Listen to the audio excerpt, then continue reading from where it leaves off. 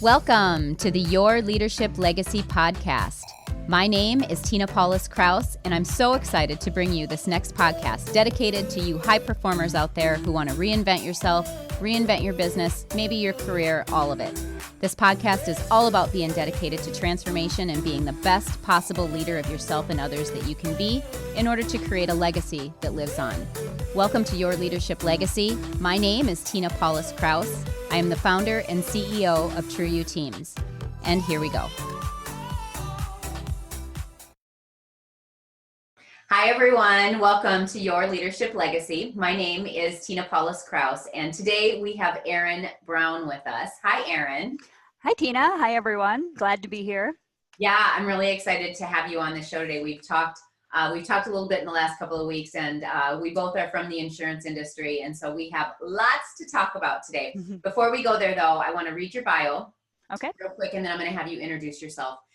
So let me get to your bio. So Erin is on a mission to transform the employee experience by empowering managers to become the leaders they aspire to be.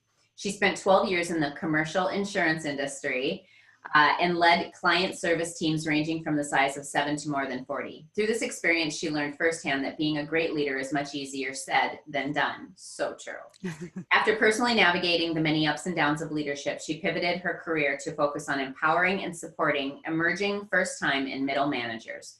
Erin founded Connext. Connext. Yeah. Okay. Yes.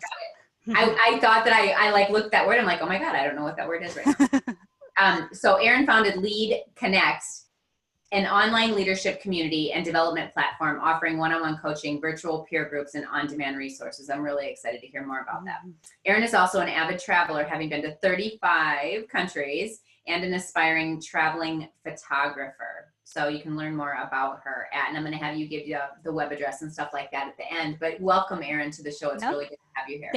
Thank you so much, Tina. I'm thrilled to be here and obviously talking about something we're so passionate about in leadership and empowering managers. I think you covered most of what I wanted to say from like a bio standpoint, but I would say, yeah, having spent 12 years in the commercial insurance industry, knowing that is kind of your background too, is really fell in love with that industry and saw such a great opportunity to help like transform that industry as well from a leadership standpoint. And that's kind of where that passion came from. As I mentioned, I was leading teams through that, made many, many mistakes, kind of when I first made that transition, as most of us do, and then started to see, as I coach new managers within the organization, started to see a lot of those same mistakes, insecurities, lack of confidence, some of those transition challenges that we've all been through, which is really what inspired me to kind of make that pivot and focus on more of those early career first time. Yeah, it's so true. And it's such like when you're in that and you're in that position and you've never been there before, it's not an easy thing to find mentors and people that will really help you rise up along in your career. So I love what you're doing and where you're going with it. What are you seeing as the biggest, like as you're working with your clients and stuff right now, what's the biggest challenge going on right now? Yeah, I think it's interesting because everything, just like all of us, everything changes week to week with clients. Like at the beginning, it was all, oh my gosh, we're all going remote. We're not set up for remote. How do I do that? There was a lot of just that technicalities. And then it turned into kind of how to best support their teams, especially their parents, their team members who are parents working at home. How do they make sure they feel supported, empowered, set up, engaged? I would say things now are kind of switching a little bit to maintaining that engagement and how to really facilitate that engagement while remote. Because I think a lot of companies, even as we open up through the pandemic, not all are going to open up in the form of like going back to offices. So I think a lot of leaders are figuring out, what does open look like for them? Is that in the office? Is it staying remote for the foreseeable future? So I think managers are just trying to navigate it. And like, I think one of the biggest challenges that I personally felt as a middle manager was you're kind of in leadership, but you're not the ultimate decision maker. So you're kind of that middleman of trying to figure out what's happening, what conversations are happening, and being able to communicate as best as you can to your team. Yeah, you mentioned the whole shifting thing because it's different. We're trying to shift in so many different ways. We're trying to shift as just individual humans in our own family life and in our own house, and trying to figure out how we operate and work and live in the same space. Exactly. Leaders, we're trying to figure out how to lead our teams in the most effective way. You talked a little bit about that, and I want to come back to that as far as like engagement and stuff like that. So we're trying to figure out how to lead as best as we can. And then if we own a business, as business owners, we're trying to figure out how to shift and reinvent and move that business now that the pandemic is kind of working its way through. So there's all these like shifting things that are happening. So what is your advice to somebody who's listening right now? What is your advice to keep engagement really and connectedness really moving? Because you and I are still connected. We're just not connected in the way that we're used to being connected. Yeah. No, and I think I kind of go back to the root of communication is I think in times with uncertainty, and I'm sure like you and potentially have talked to other people about this, is if people don't have information, they fill in the gaps. And often they fill in the gaps with things that are even worse than what's actually happening. I think that's just human nature. Yeah. So I would encourage managers to communicate to their teams as much as possible, even if that's to say, hey, I don't know right now, but tell me what you're feeling about that. Like what are your thoughts on it? Make it a dialogue. I don't think anyone expects anyone to have all the answers at this point, but I think they want to make sure that their employees as a whole want to feel heard and supported. I would also say to managers, I think we can't expect everyone to be at 100% all the time right now, even ourselves. So I would also say on the flip side, I think managers are bending over backwards to really help support their team.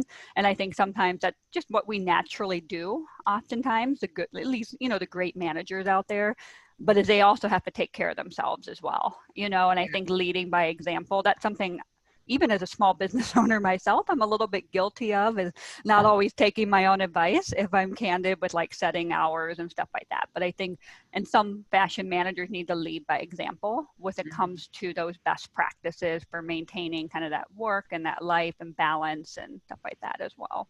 Yeah, you said a couple of things there that really caught my ear. The first one was vulnerability and the second one was self-care. So let's dive into vulnerability first. So because that's kind of an evolving leadership skill set. Vulnerability hasn't, when we look at old school leadership or how we've led in the past, vulnerability wasn't really something that was on the top 5.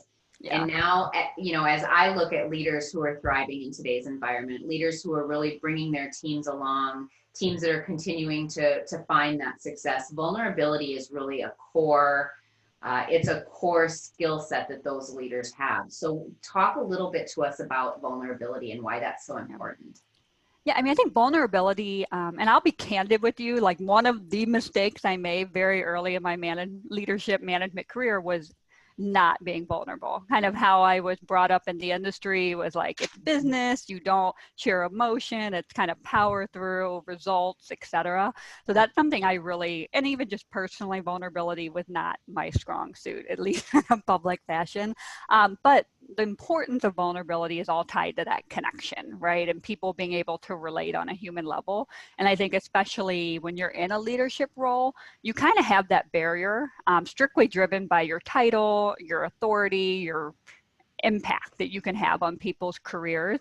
So I think you as the leader have to take that first step in showing vulnerability to make sure that your team know it's okay. And I think especially right now, because across the board, everyone's feeling extra vulnerable right now. So I think if you're kind of leading with that, I think one thing I talked about with some of the managers I work with is not saying like, how are you doing, but just like, what's on your mind? Don't make it a yes or no question. Because I think people naturally be like, I'm fine, I'm good, I'm this. Yeah, I found myself doing that. Somebody asked me that this morning. Like, how are you? I'm like, I'm good. And I'm not really good, right? Like there's moments when we're not really good, and to be able to say, you know what, I'm having a moment right now. I'm gonna be good. It's gonna take me a second, but that's a huge step towards leadership that we really haven't seen in the past. And so I love that. Let's talk about self-care. Why is self-care so important right now? I mean, I know this is a very common analogy. Everyone uses it, right? It's like that, being on the airplane, put on your oxygen mask first. I mean, if you as a leader burn out, you're not going to be the resource that you can be for your teams.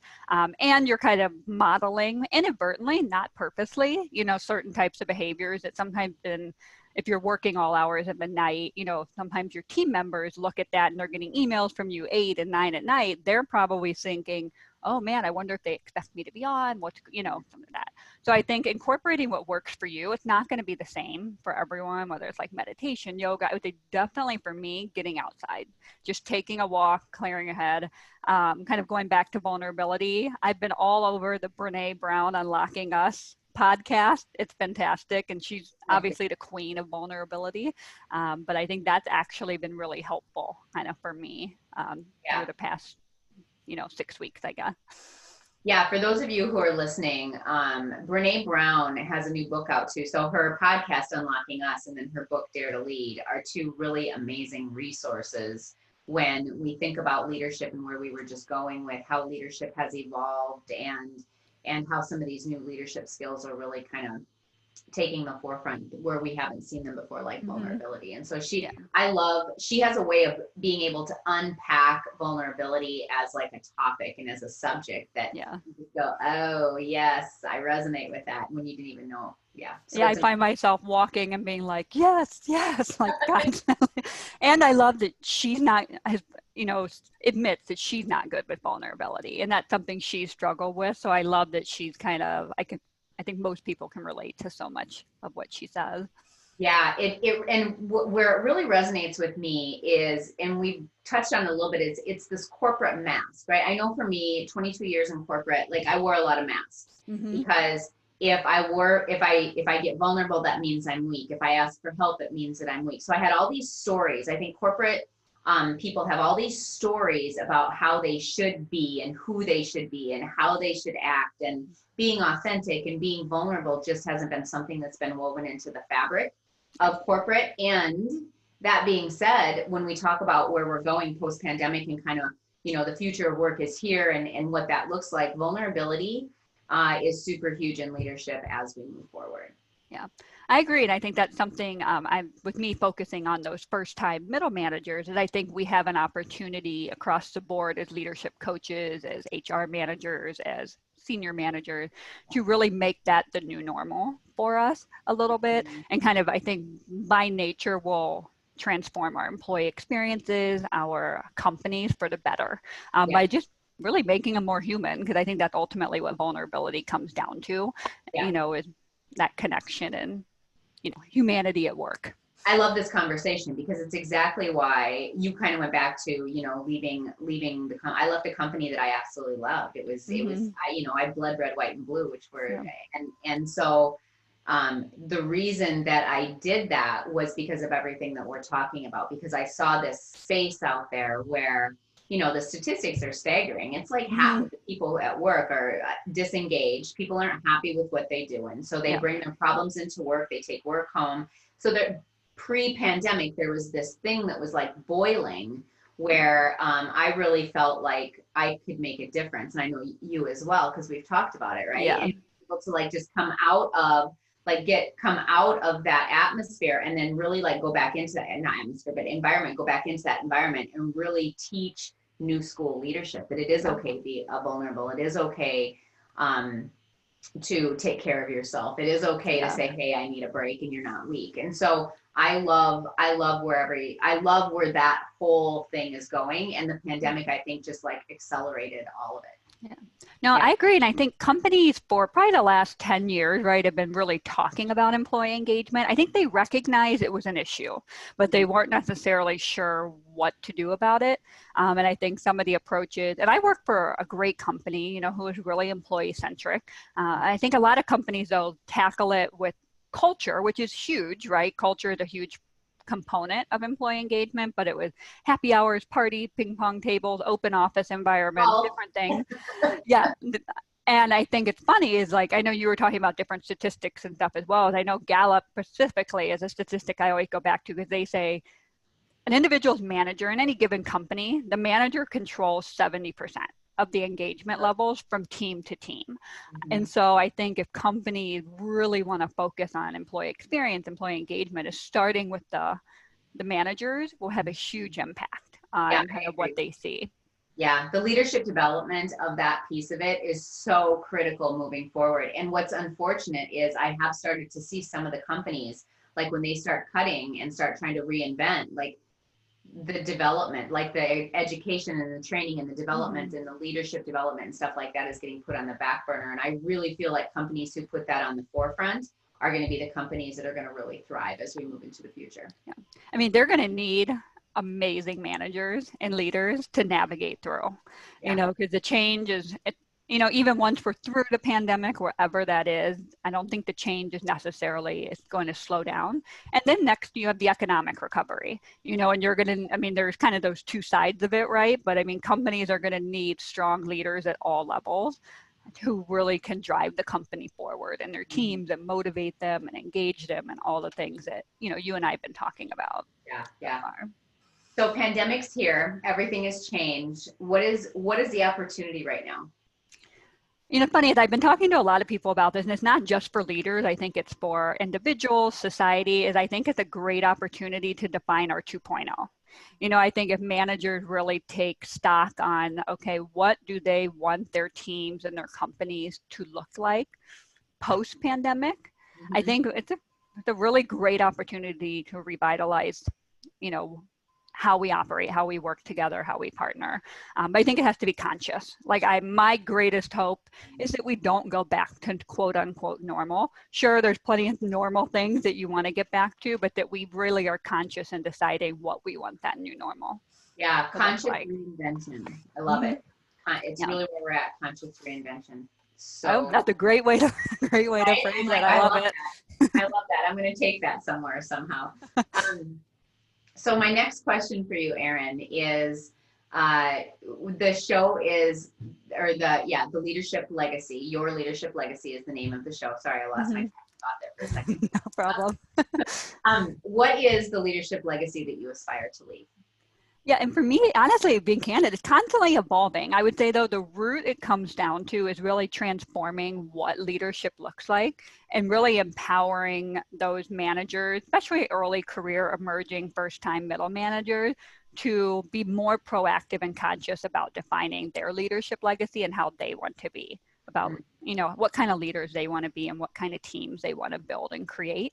Because I think if everyone is conscious about how they want to lead, I think that'll just go such a long way. So that's really where I'm committed to empowering this kind of new generation of leaders that are up and coming, so that in 25 years, maybe we're not having this conversation around employee disengagement. That it's really like, hey, look at the transformation and how far we've come. Yeah, and I agree with you. I believe that leadership is what's going to get us there. We've talked a lot today about leadership as a title. I also believe that leadership we all have leadership as individuals. And so as we rise in our own self-leadership is when we rise in the leadership of others. And so it always goes back and it always starts with self. Where can people find you, Erin? Yep. So they can find me on, I'm on obviously all the social channels like LinkedIn, Instagram, Facebook, but my company Lead Connext, and I'll explain the name a little bit. Obviously, it's all about leadership and leading, but it's also about connection and taking your leadership and skills to the next level. So that's where kind of combining Connext came from. So the website is www.leadconnext, which is CONNEXT.com. I love it. I love it. So I understand that you have a free gift as well. So tell us about your free gift. Yeah, so as part of Lead Connect, I'm in the process of building out like a coaching marketplace, really, because I think one-on-one coaching is instrumental to leaders to have that support and, you know, ongoing development opportunities.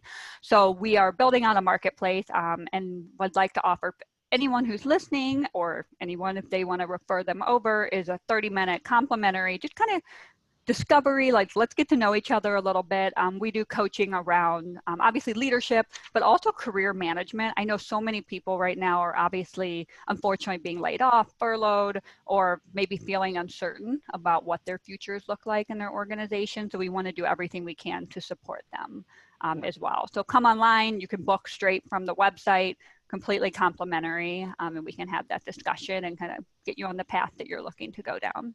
Beautiful. You mentioned one-on-one coaching and how instrumental it is.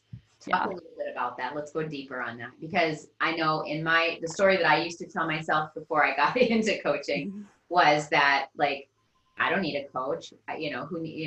Only people that have issues and challenges need coaches, right? And so I had this, like, it was like this negative, like, if I have a coach, it was a negative thing versus a positive thing. So talk about why it's so instrumental to have a coach. I mean, for me, it came from personal experience. Like when I first moved into a leadership role, I had a great manager. She was fantastic. I was super comfortable with her. However, I think when you're in companies, right, you still don't, that we kind of come back to that vulnerability piece. You still want to seem as though you know what you're doing, and you want to be able to talk about your challenges and fears and failures and et cetera, and I think having someone outside of your organization to truly have that transparent, open relationship with is monumental, not only to just building your confidence and calling you out, so to speak, too. I think that's a big part of coaching as well, is being willing to have those difficult conversations when necessary, but in a very safe way as well. So I think it can be very transformative and kind of getting you on the path that, whatever that looks like for the individual, it can be really powerful and kind of helping them take those steps to get there. Yeah, it's so true. I had the same experience. I thought I had to do it all on my own. So for 45 years or however long it was, I was doing it all on my own. And then I got a coach and I was like, oh, this is what this means. This is what that is. Forward. I like that. Yeah, it's definitely not therapy. I think sometimes people get worried that it's like somehow a therapy thing. I mean, therapy is very powerful, but that's not what coaching is, right? It's definitely a completely different bucket and equally powerful if you, kind of stick with it and utilize it. Absolutely. All right. Well, I want to thank you so much for being on the show. You are an amazing light in the world. I love what you're up to. I love what you got going on. So thank you so much for being on. No, thank you, Tina. It was an honor, and I look forward to kind of following along on your future podcast. Thank you so much for inviting me to be a part of it. Awesome. Beautiful. All right, you guys, that ends this episode. We will see you next time on Your Leadership Legacy. Bye. Bye. My name is Tina Paulus-Krause, and I thank you so much for tuning in. I hope you enjoyed the show. Check out our programs and events at trueyouteams.com. And until next time, make it an amazing day.